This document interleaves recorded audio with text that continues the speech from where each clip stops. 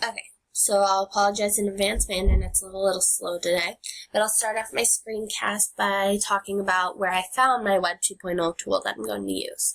UDL Tool kit.wikispaces.com. It's actually really useful, and one of my special education teachers actually told us about it. So I went there to find the tool I'd like to use. As you can see, there are many different links where you can go, and they'll show you other places for like math tools, audiobooks, that sort of thing. I'm going to use the collaborative tools today.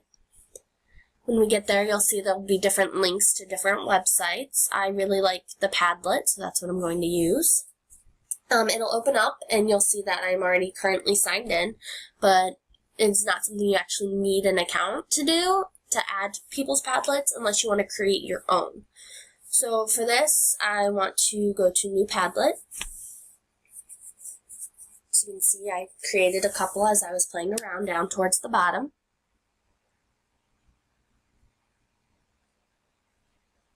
When the screen loads, you'll see to the right that there is multiple, like you can change the title, you can change the description.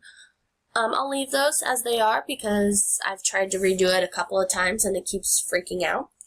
But so the title, you could change it to something like summer, and then your description is basically what your Padlet's going to be about. So what our class did this summer. Sorry about that, I fat fingered it a little. Okay, then you can choose your layout. I like the free form where not everything's so rigid and students can pick where they'd like to place their notes. You can pick wallpaper. I like this, thanks teacher, so I won't change that. You cannot do the themes with this free version that I have, but if you'd like to pay the, I believe, $15 a year, you could get that. Not really in my budget, so I'm not going to. You can pick an icon. I haven't used that. I'm not really sure what that's actually for, to be honest. It seems a little not useful, though. And then you'll see down here is the address.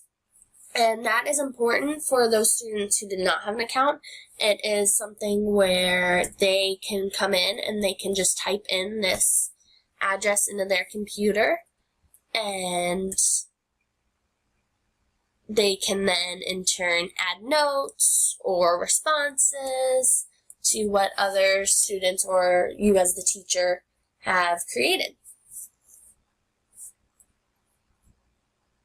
So I will start by clicking next. That's usually helpful.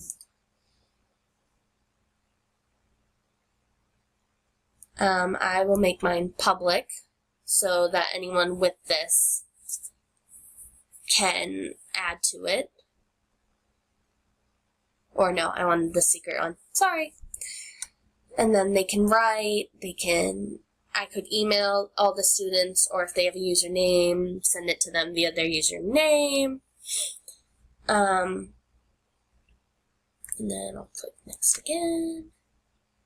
And then I can just start posting. So what you'll see is you can come, I don't know if you can see this thing. Aha. Come down here and there's a little pink add button. Now I'm going to move this again. No, sorry. Okay. And then there's a little tool on what you can add a title. So places, then Miss went to the beach this summer. And then I can click away, and then that'll be placed, and I can add that anywhere I'd like. And then I will actually add something from another computer so that you can see that it will pop up from other computers where I'm not currently logged in at all. Readings. This summer I read The Hunger, if I can spell. Why can I not spell today? Hunger Games series. The Hunger Games series. And as you can see, I typed that up in another computer and it popped up over here. Since I have main access, I can go ahead and then just move things around.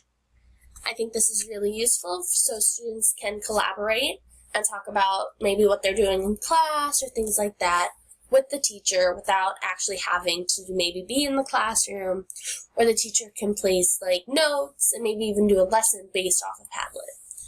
So yeah, that's why I think it is really useful. Thank you.